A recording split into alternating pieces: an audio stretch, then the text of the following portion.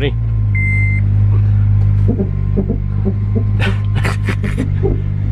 Imagine driving this every day. It would drive you nuts.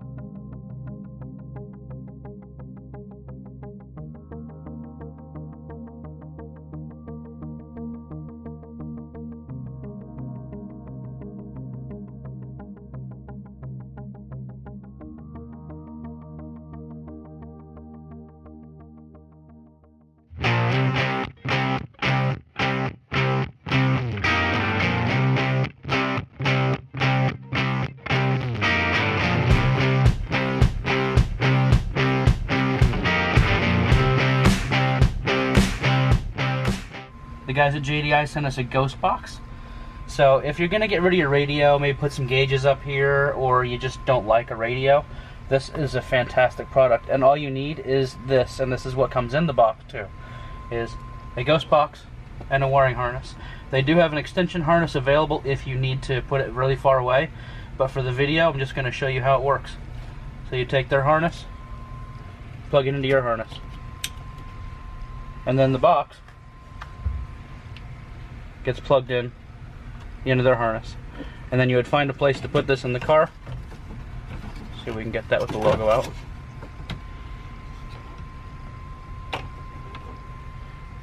So then all you do is you play music off your phone. So that means the box is on. You go to your Bluetooth and it'll show up as Ghost Box, and you connect to it, and then you can go to your favorite music place and play some music.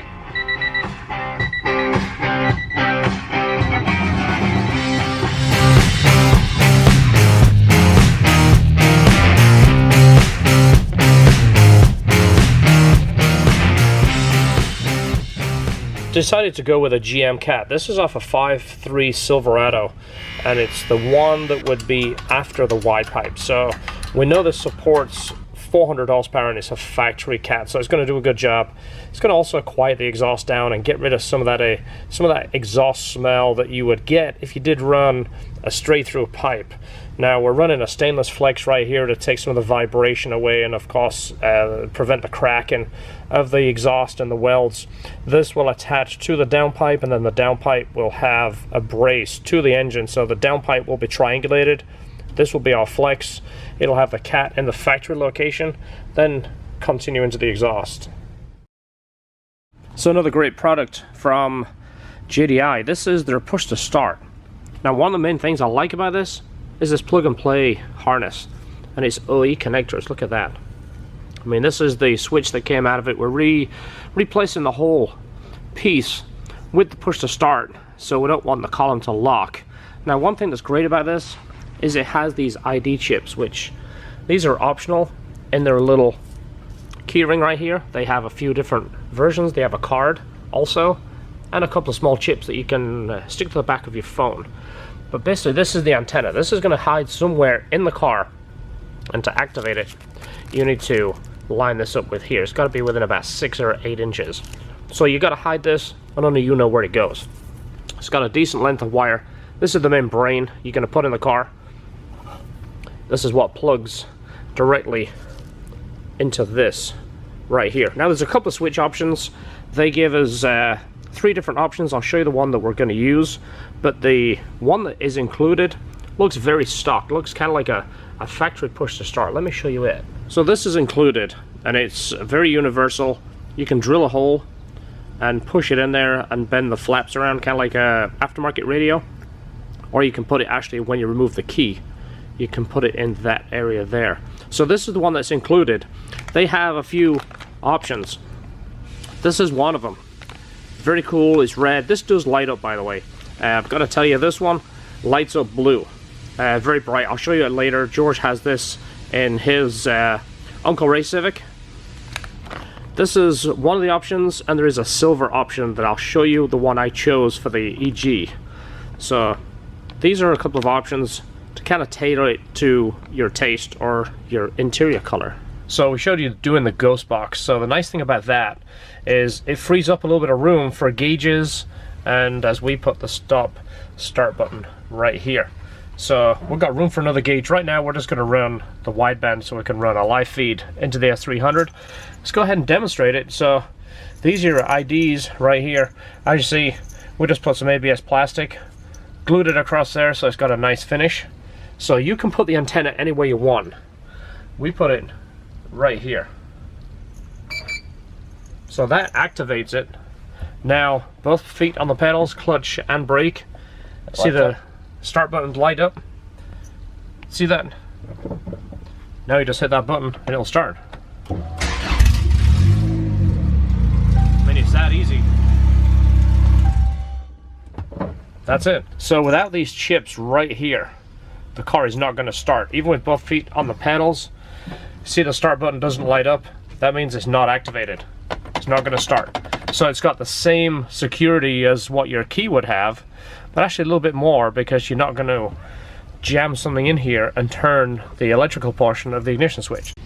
So if someone's going to ask about the security of the push to start, this is what your ignition switch looks like when you take it out. This is all you're used to seeing. You stick your key in here. What you're doing is turning a series of tumblers, just like your lock, and then turning this electrical portion right here. Earlier in the series, you'll see where we took this apart and cleaned it. It was having some ignition problems in here. You wobble back and forth, the key would obviously lose power. Well, we took that apart. This is what it looks like. We bought another one just in case this didn't work. This is this portion right here. The push to start, it's replacing this guy right here, which essentially is just a dial that connects these wires together. It goes from accessory to power on to start. That's all that does. It's very, very simple. So by defeating this, you're getting right to this and twisting that. That's all that is. Now, I don't want to give anybody any ideas how to get in these, but they're very, very simple. It's kind of scary to think the old Hondas was so easy to access that. I'm not going to talk about it because I don't want someone to get ideas that shouldn't. But the push to start is replacing this with an electrical box that requires the ID chip for this to connect. These are your OE connectors that plug into the dash. The box is replacing this. It's plug and play. There's no cutting, no splicing. If the worst case scenario, you want to go back to stock, you unplug it, put this thing back together, it's back to stock. But I would say it's probably one of the more secure things that you can do. Talking of security, they also offer a ghost box. You got to check that out. Go to their site. That is something I'm interested in.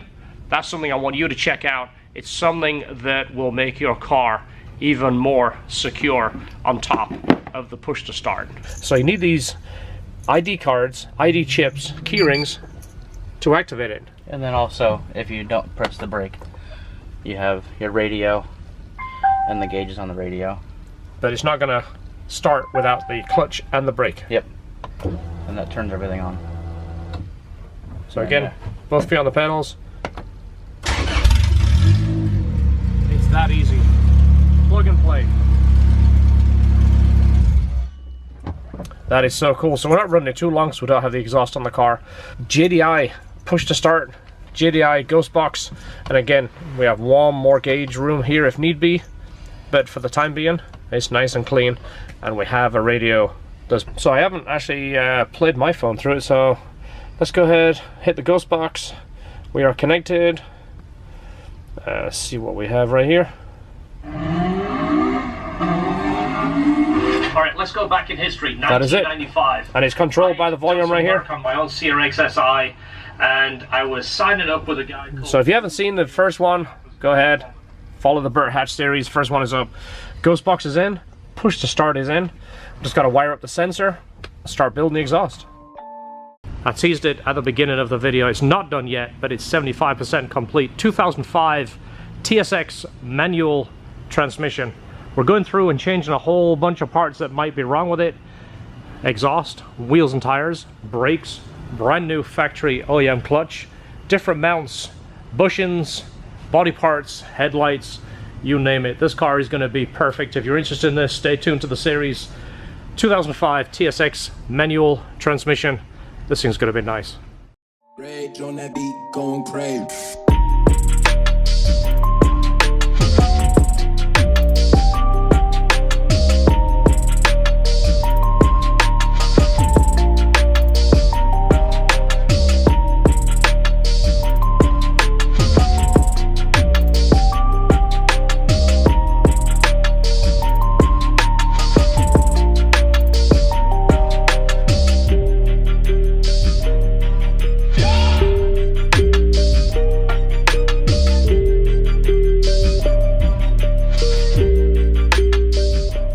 The tube just came back from AB powder coat and it looks perfect. Looks like it matches the radiator. The radiator is a high temp epoxy paint. This is powder coat, but it's pretty much got the same kind of sheen.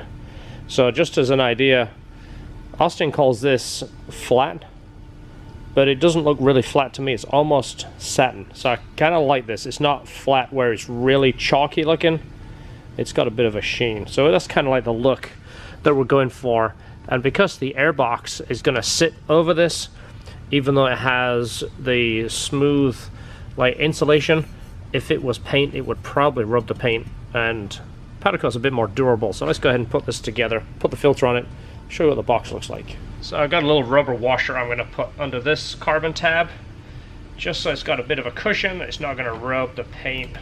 It's a 5mm washer, so it fits on there and it stays, the bolt stays put. So it adds a little bit of cushion right there,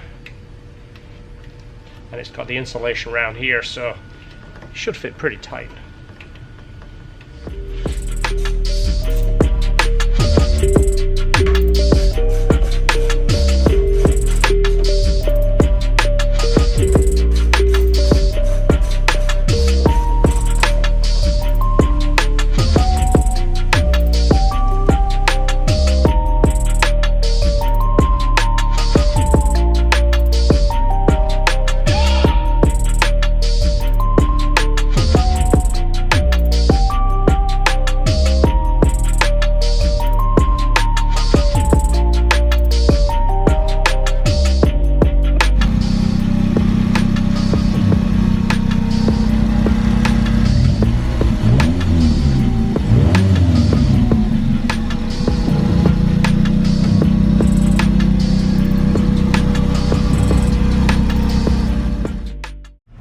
The cowl is pretty messed up, so what I've done is give it a good scuff with Scotch-Brite.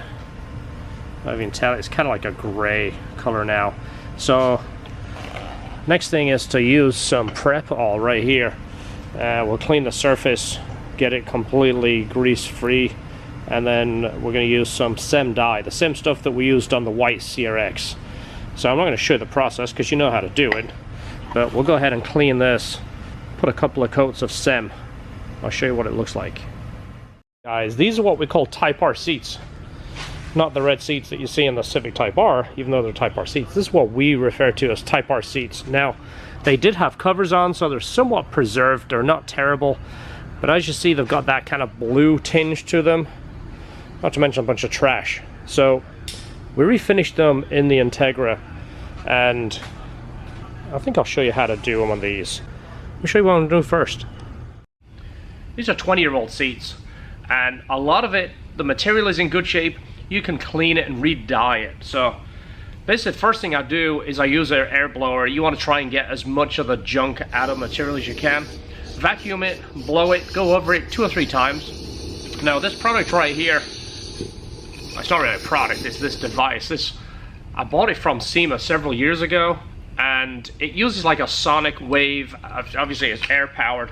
You can put different solvents in here, soaps, cleaners, and what it does, it creates a sonic wave and it helps pull some of the dirt out of the material. And I like this because it's not agitating the material and it's not soaking it. It wets the material, which is what you need to lift the dirt. So I use a process of this with a little bit of interior cleaner in here, and then I like to use this product. Again, I've been using this forever. Now there's a bunch of commercially available ones on the market. I really like this one, and you're gonna see the process. You're gonna spray this on, it's like a foam. You're gonna agitate it and get all the dirt lifted, wipe it off with a cloth, go over it with this device here, helps lift more dirt out of the fibers. Do this process 3 or 4 times, keep going. And I use a microfiber towel to keep cleaning it, and you can see the dirt on the towel. And you don't want to saturate the seat where the dirt goes in and stays in. You're trying to lift it out. One of the reasons I like this guy right here, it does a good job. You see the dirt building up in this little tube right here. You often have to keep wiping this between applications because this will fill with dirt, pulls the dirt out. Again, each section might take you 4 or 5 times. Each time you're going to get more and more dirt out. Now what I like to do is do the suede first, get it as clean as we can while it's damp. Then I do the dye. That way the dye doesn't actually stick to the fabric, which is the suede. Now there is a bunch of dyes on the market.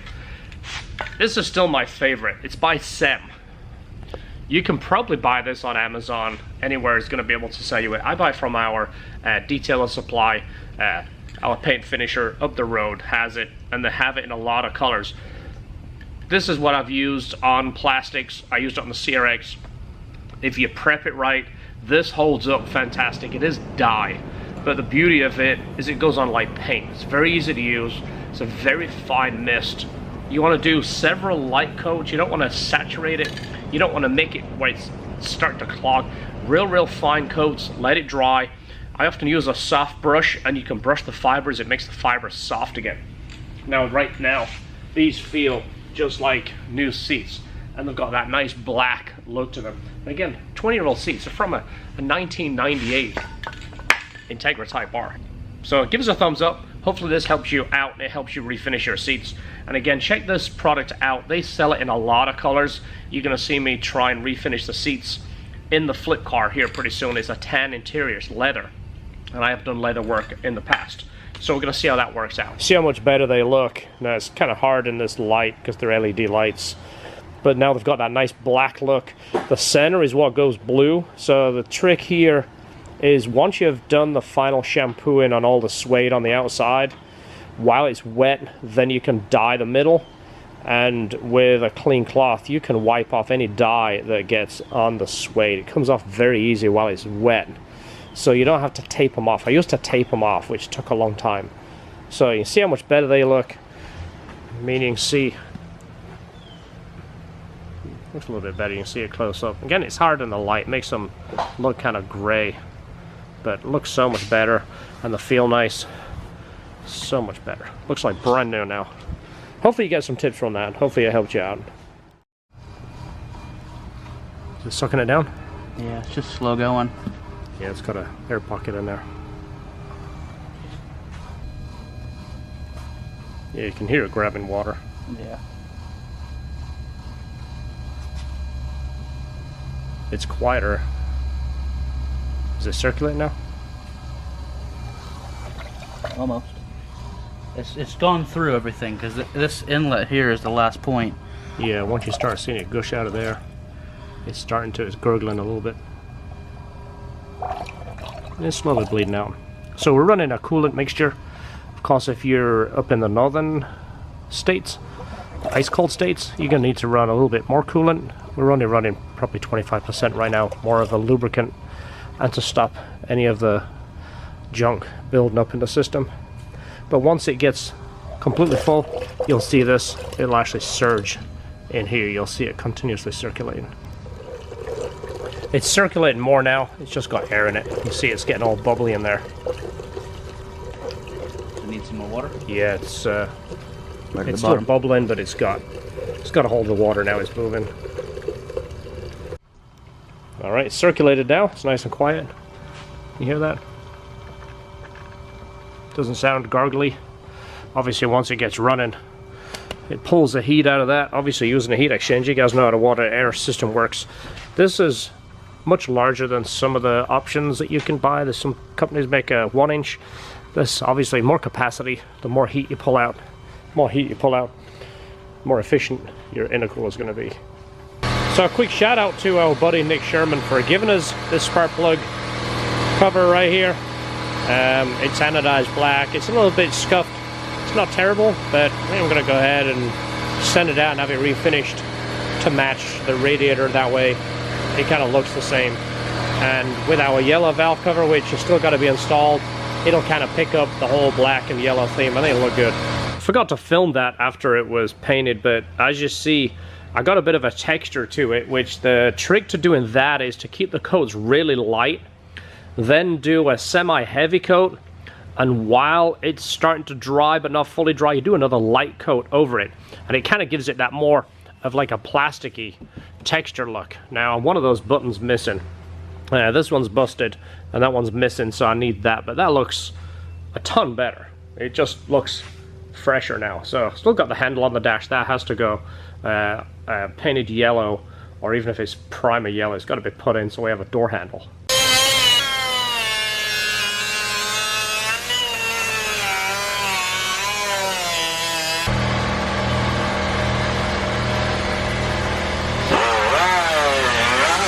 First time moving the hatch. The exhaust isn't finished because the resonator is delayed. So right now it's just a header, a flex joint, and a cat.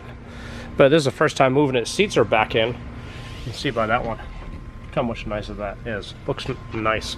Interior's still got to be cleaned, but right now we're just going to move it, make sure everything works and clutch works, and then we're going to bring it back in and do the exhaust.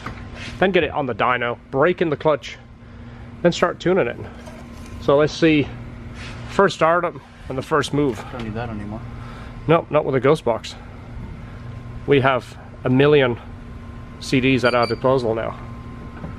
Both pedals, hit the start switch. Beautiful. So it's on basically a drop-in tune. We haven't tuned it, but should be good enough to move, good enough to drive. Make sure the clutch works. The clutch needs adjusting, but it's close enough. It's Clutch Master Stage 3, if you didn't see the episode where we put the clutch in. Is it engaging about the right spot? Or is it a little high? It's a little low. Is it? Okay, we need to adjust it a bit more.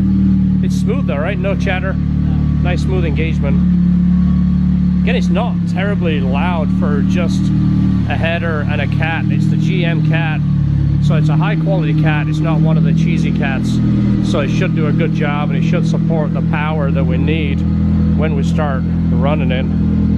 But the alignment needs to be done. This wheel doesn't look too bad. If you look on this side, it looks like it's got a bit of positive camber right there. See it sticking out a little bit more. Back doesn't look bad. Again, we've had it all apart and put it back together. Height looks good. Remember we did the teen suspension? It should ride a million times better, and height wise looks good. Paint for right now, if anybody's asking, it's not on the agenda, but I kind of have in my mind, if it runs nice and I like it, I might paint it. I don't know what the plans are with this car. We got so many things going on right now. I don't know how much gas is in it, not very much. I don't know if you want to just run it up down the parking lot and see how it kind of feels. I mean, it might run decent.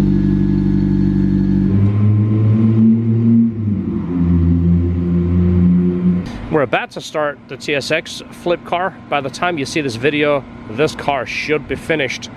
and done. So just as a reminder what it looked like, of course it has super bouncy suspension, mismatched tires, headlights are foggy, grill's broken, no power steering. I mean, the suspension is absolutely hilarious. It creaks and groans and squawks. Squawks? That's a new word. Hatch is back, still running. Alright, everything's good. It's loud, really need that exhaust on it, it's kind of annoying. But everything's good, works, it's doing its thing. Remember, stop start, gotta both foot in the brake. Stops. Nice. So again, where's the chip, George? Oh, here it is. Yeah. So it times out. You're gonna hear it beep in a minute when it times out, which means you're gonna need to activate it with your chip again. This is the key ring, which is their optional piece, which is super nice. All right, so again, to start it, chip down here. You'll see the engine light start up. There it is, that she fires up. And the beep is to let you know that the Bluetooth is activated, so it's ready for your phone. I mean, it's kind of like a modern, old school Honda now. That's awesome. So I do want to give a big thank you and a thumbs up to JDI for supplying us the Ghost Box and the push to start. It's one of those products that I didn't realize how good it was until I saw it in George's car, and when they offered it to us for this car, I thought it was a really good opportunity to try it out and share it with you. And I always tell you, if I like something, I don't sell stuff, I don't promote stuff I don't like, and if it isn't something I would use myself, I wouldn't tell you about it. So hopefully that comes across in the videos. There is more coming. If you like what you see, give us a thumbs up, click the bell, hit the subscribe, do all that stuff, help us grow. If you like the content, it'll help us to provide more content in the future. Hopefully next episode you're going to see this thing on the dyno. Basically the exhaust to put on, I'll finish building, the clutch to break in, and start tuning, start ripping it, see what it does, and then from there, who knows, maybe an alignment, maybe a paint job, maybe sell it and build another one. I don't know. If you watch any of my channel, you kind of realize that I enjoy the build. Once the car is done, it's like, well, now what? You know, hence why I own a shop. I like to build, I like to create, I like to design stuff, I like to basically put my thoughts into a build, and I really like the way this is turning out. It's been a vision for a long time. So we'll see you in the next video. Don't forget, enjoy your cars.